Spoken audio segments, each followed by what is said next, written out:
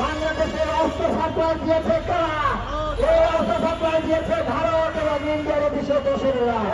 ভারতের আধিপত্য বাংলাদেশে আর ফিরবে না, ফিরবে না, ফিরবে না।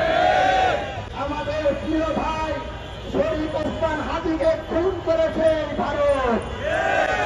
আমরা দেখেছি খুনের পরপরে ভারতে এই খুনে নিরাপদ আশ্রয় পেয়েছে ভারতে গিয়ে। জুলাইতে গণহত্যা সংগঠিত হয়েছে, সেই গণহত্যা সংগঠন করেছে ভারতের নির্দেশে। আমরা দেখেছি প্রণয় ভার্মার সাথে গোপন বৈঠকের কথা প্রকাশ হয়েছে, যেখানে প্রণয় ভার্মা বাংলাদেশে গণহত্যা চালানোর নির্দেশ দিয়েছিল। সুতরাং ভারত বাংলাদেশের প্রতি একের পর এক বাংলাদেশের জন্য থ্রেট যে সকল সন্ত্রাসী রয়েছে তাদেরকে আশ্রয় দিয়ে সেখান থেকে অবৈধভাবে অস্ত্র ঢুকিয়ে বাংলাদেশকে অস্থিতিশীল করার উপায় তারা করছে। আপনারা দেখেছেন ইতিমধ্যে অনেক জায়গা থেকে অবৈধ অস্ত্র উদ্ধার হয়েছে, আপনারা দেখেন নাই?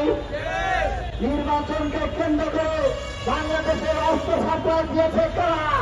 এই অস্ত্র সাপ্লাই দিয়েছে ভারত এবং ইন্ডিয়ার বিশ্ব দোষীরা।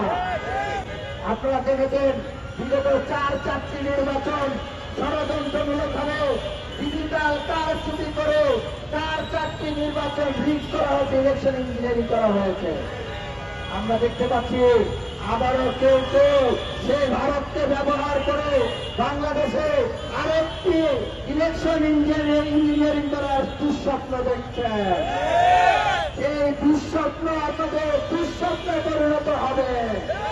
সংগ্রামের সাথী বন্ধুগণ, আপনাদের সকলের প্রতি আহ্বান জানাবো, আপনারা যেখানের ভোটার, যে কেন্দ্রের ভোটার, সেই কেন্দ্রের ছাত্র জনতাকে সাথে নিয়ে প্রত্যেক কেন্দ্রে কেন্দ্রে পূর্ব করে তুলবেন। 12 তারিখ সবাই বাঁশের লাঠি প্রস্তুত করবেন। বাঁশের লাঠির আগায় রাখবেন বাংলাদেশের পতাকা এবং সেই বাঁশের লাঠির আঘাতে ভারতের আধিপত্যবাদকে বাংলাদেশ থেকে ভেঙে চুরমার করে দেওয়া হবে। আজকের এই সমাবেশ থেকে ভারত এবং ভারতের এদেশীয় দেশের প্রতি আহ্বান জানাবো, জুলাই থেকে শিক্ষা নাও। যদি জুলাই থেকে শিক্ষা নিতে ব্যর্থ হও, ছাত্র জনতার বাসের লাঠি প্রস্তুত আছে, কিভাবে শিক্ষা দিতে হয় সেই শিক্ষা আমাদের ভালো মতো করে জানা আছে। সংগ্রামী সাথী বন্ধুগণ, 12 তারিখের যে নির্বাচন, সেই নির্বাচনে বিদেশি চক্ষুকে উপড়ে ফেলার আহ্বান জানিয়ে, যে কোনো কালো চক্ষুকে উপড়ে ফেলার জন্য প্রস্তুত থাকার আহ্বান জানিয়ে আমাদের আজকের এই কর্মসূচি এখানে। সবাইকে ধন্যবাদ। ইনকিলাব জিন্দাবাদ, বাংলাদেশ চিরজীবী।